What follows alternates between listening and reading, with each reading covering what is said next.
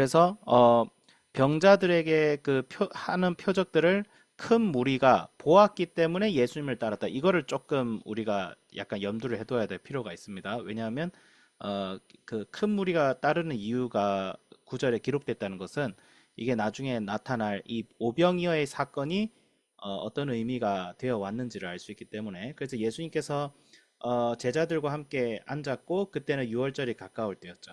예수님께서 5절부터 이제 오병이어를 하기 전에 이렇게 묻습니다. 빌립에게 우리가 어디서 떡을 사서 이 사람들을 먹이겠느냐 하시니, 6절에 이렇게 말씀하시면 친히 어떻게 하실지 아시고 빌립을 시험하고자 하심이라. 그러니까 빌립을 포함해서 제자들을 하나님께서 사실 시험하시는 거예요. 그러니까 제자들에게 보여주고 싶어 하시는 것이 있기 때문에 이런 질문을 하시는 거죠.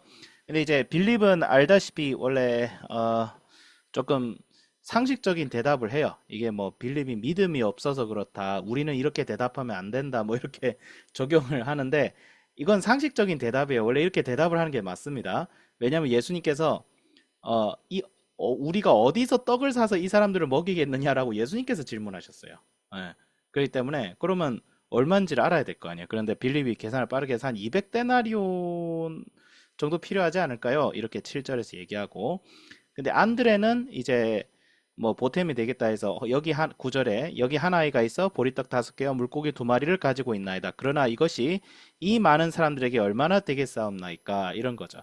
군중이 5천 명이었는데 당연히 택도 없는 말이죠. 근데 예수님께서 여기서 이적을 베푸십니다. 10절에서 이제 12절, 예수께서 이르시되 이 사람들을 앉게 하라 하시니 그곳에 잔디가 많은지라 사람들이 앉으니 수가 5천이 되는데, 예수께서 떡을 가져 축사하신 후에 앉아 있는 자들에게 나눠 주시고 물고기도 그렇게 그들의 원대로 주시니라. 그러니까 그들의 원대로 예수님께서 축사하시고 주셨어요.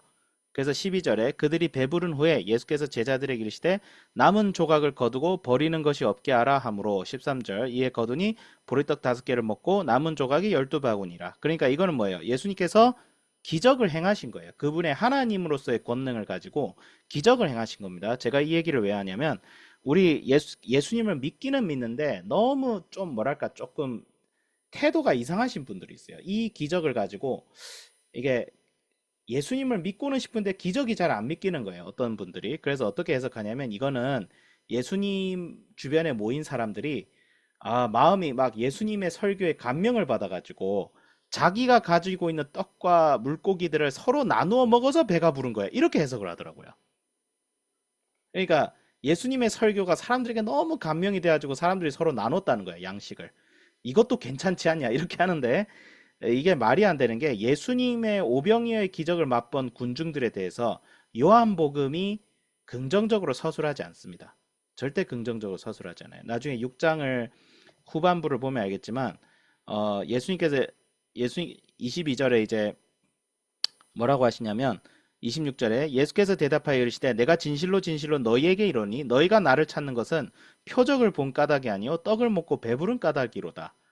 예수님께서 사실 책망하시는 거예요. 너희들이 나를 보면서 정말 알아야 될 것을 알지 않고 잿밥에만 관심이 있다. 이렇게 책망을 하세요. 오병이어의 기적을 경험했던 사람들에게.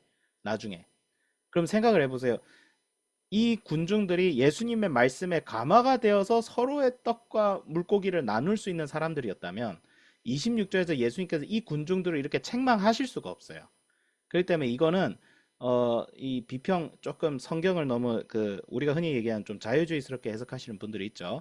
그 문맥적으로 너무 말이 안 되는 거예요. 그래서 그렇게 보는 사람들은 실제로 적습니다. 실제로 적긴 한데 좀 성경이 말을 하면 그대로 우리가 믿을 필요가 있다.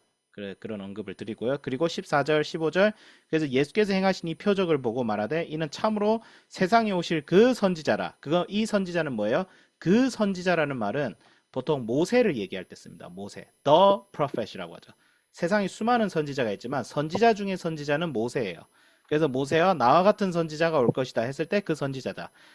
그런데 그건 알았어요. 근데 그건 오케이. 잠시만 음소할게요. 네, 그건 오케이. 예수님이 메시아라고 하는 건 오케이. 근데 문제는 뭐냐면 15절에 그러므로 예수께서 그들이 와서 자기를 억지로 붙들러 뭘로 삼으려 했다? 임금으로 삼으려 했다. 줄 아시고 다시 혼자 산으로 떠나가시니라. 그러니까 여기서 이미 유대인들이 예수님을 향한 기대가 예수님이 이 땅에 오신 목적과 너무 다르다는 것을 이미 우리가 눈치를 채고 있죠. 그러니까 요한복음을 전체적으로 보면 이 둘 사이에 어떤 긴장감이 있어요. 예수님이 이 땅에 오신 목적과 예수님께 바라는 사람들의 기대가 이게 충돌을 합니다. 예수님의 이 땅을 구원하기 위해서 예수님은 이 땅에 오신 목적은 단순합니다. 어린 양으로서 죽기 위해서 오셨어요. 예수님은 우리 죄를 위해서 죽기 위해 오셨어요. 예수님은 이 땅에 하나님 나라를 세우기 위해서 이 땅에 하나님 나라를 회복시키고 복음과 말씀과 성령을 통해서 이 땅에 교회를 세우시고 교회를 통해서 이 세상을 이롭게 하기 위해서, 그래서 예수님이 언젠가 다시 오실 때 새하늘과 새 땅이 이 땅에 임하게 하기 위해서 예수님은 이 모든 것을 위해서 죽으러 오셨어요. 근데 유대인들이 기대하던 메시아는 뭐예요? 정치적인 메시아. 정치적으로 뭔가 진보적인 뭔가를 해내서, 그러니까 뭐예요? 이 유대인들이 기대하던 건 로마 제국으로부터 이스라엘 전체가 다시 독립을 해서 여호와를 섬기는 그 다윗과 솔로몬 시대의 통일 왕국 이스라엘, 그 왕국을 다시 회복할 정치적 지도자로서의 메시아를 자꾸 원하는 거예요. 예, 정치적이고 이데올로기적이고. 근데 예수님은 그걸 위해 오지 않으셨어요. 예수님의 관심사는 이스라엘이 로마 제국으로부터 독립하는 게 아니었어요. 예수님의 목적은 죄와 사망의 권세로부터 그분의 복음을 듣고 깨달을 모든 사람들을 해방시키는 것이 예수님의 목적이었어요. 정치적으로 뭐 어느 체제, 뭐 민주주의다 아니다, 이거는 예수님의 관심사가 전혀 아니었어요. 그거는 파생적인 거죠. 그런 예수님을 믿는 사람들이 정치를 자기의 소명으로 가지고 그런 정치적인 일을 해서 그런 일을 한다면 뭐 민주주의도 좋고 다른 것도 좋겠지만 예수님이 오신 목적은 그게 아니었어요. 근데 유대인들은 억지로 붙들어서 임금을 삼으려 하니까 어디로 가요? 다시 혼자 어디로 가시는 거죠? 산으로 가시는 거죠. 예. 그래서 오늘날 우리에게 해야 될 적용은 예수님이 오신 목적은 무엇인가? 김남준 목사님께서 설교에도 얘기했죠. 교회와 세상을 분리해야 된다. 구별하면, 그러니까 혼합하면 안 된다. 이거는 무슨 말이냐면 세상을 미워하고 업신여기라는 말이 아니라 교회가 여기에 존재하는 목적은 세상의 다른 시민단체와 NGO와 다르다는 거예요. NGO 단체가 나쁘다는 건 아닙니다. 많은 그리스도인들이 NGO 단체에 들어가서 이 세상의 수많은 문제들을 참여해서 해결해야 돼요. 환경 파괴 문제, 그 다음에 뭐 난민 문제, 그 다음에 뭐 여러 가지 국제적 이슈들 있죠. 그런 문제를 위해서 그리스도인들이 소명을 가지고 헌신하는 건 너무 좋아요. 하지만 교회가 NGO 단체가 되면 안 돼요. 교회는 교회가 NGO 단체가 된다든지 정당이 되어서는 안 돼요. 예수님이 오신 목적을 예수님의 몸이 되어서 예수님의 손과 발이 되어서 하는 예수님의 직속 부대가 교회예요. 레지오 크리스투스라고 하죠. 라틴어로. 예수님의 군대다. 예수님의 전투부대예요. 교회는. 그럼 전투부대는 특별한 미션을 가지고 행하는 조직이에요. 아무거나 하는 게 아니에요. 그래서 예수님의 교회를 군인으로 비유하잖아요. 군인은 자기 생활이 없다라고 하죠. 그래서 복음을 전하고 제자를 삼고 그걸 통해서 복음이 더 전파해서 예수님을 구세주로 믿는 공동체를 더욱 세워나가는 것이 교회의 역할이에요. 그래서 저도 이걸 보면서 예수님의 오신 목적이 충실한 뭐 저는 일단 그런 게 있잖아요. 저도 이제 신학교를 졸업하고 그래서 더더욱 생각하는 게 다른 거 생각하지 말고 예수님의 오신 목적에 충실한 자가 나부터 먼저 돼야겠다. 일단 저는. 그리고 저희 모두에게 적용할 것은 예수님이 이 땅에 오신 이유가 무엇인가를 먼저 생각하고 복음을 붙들어야 됩니다. 복음이 중심이 돼야 됩니다. 복음이 중심이 되고 그 복음을 전하기 위해서, 그리고 이 복음이 어떻게든 우리의 삶과 다른 사람의 생명까지 변화시킬 수 있다는 그 힘이 있다는 것을 믿으면서 이 땅을 살아가서 선한 일을 하고 선행을 행하고 다른 사람을 구제하고 복음을 전해야죠. 근데 복음을 전할 때 뭐 가르치듯이 전하는 게 아니라 말로도 전할 수 있지만 복음은 사실 어떨 때 가장 전해지냐면 예수님의 향기가 나의 삶과 인격과 보여지는 모습을 통해서 전해질 때 가장 강력합니다. 말로는 안 전해져요. 설교 듣고 변화되기보다는 그 설교를 하는 목사님을 보고 사람이 변화돼요. 사실은. 그건 우리가 다 느끼잖아요. 사실. 그런데 그런 향기가 나는, 복음의 향기가 나는 사람이 돼야겠다. 다른 것에 예수님의 기적을 막 베푸시고 할 때 나중에 예수님의 말씀을 듣고 남은 사람과 예수님의 말씀보다는 예수님이 주시는 빵에 배가 불러서 남아 있는 사람이 딱 갈립니다.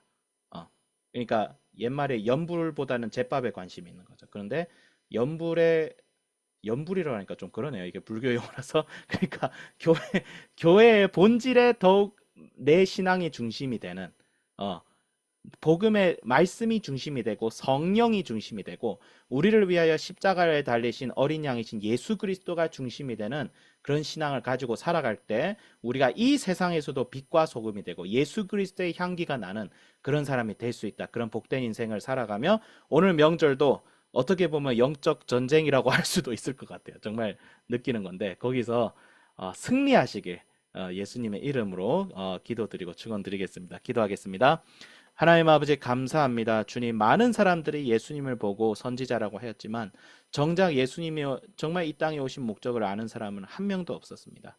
제자들도 예수님 부활하신 이후에 알았습니다. 성령이 오셔야 됩니다. 성령이 오셔서 우리들의 죽은 심장을 깨우고 교회의 심장을 깨우고 하나님 아버지 정말 성령이 오셔서 우리를 깨우쳐 주셔야 정말 예수님이 이 땅을 향한 그 마음과 심장을 그 심정을 알 것 같습니다. 주여 예수님을 믿는 우리들이 교회가 되게 하여 주옵시고 교회가 교회 되게 하여 주옵시고 예수님께서 이 땅을 바라보시며 행하셨던 그 목적을 우리가 먼저 마음의 중심에 가슴에 품고 주님 저희들 한 사람 한 사람 예수님의 영으로 성령으로 충만하고 성령으로 승리하고 성령으로 섬기고 성령으로 빛과 소금 되는 그런 역사 일어나게 하여 주시옵소서. 이번 명절 주께서 복의 복을 더해 주시고 명절 동안에 있을 수많은 사건과 일들 속에서 주님께서 오히려 은혜를 베풀어 주시옵소서. 감사드리며 예수 그리스도 이름으로 기도드립니다. 아멘.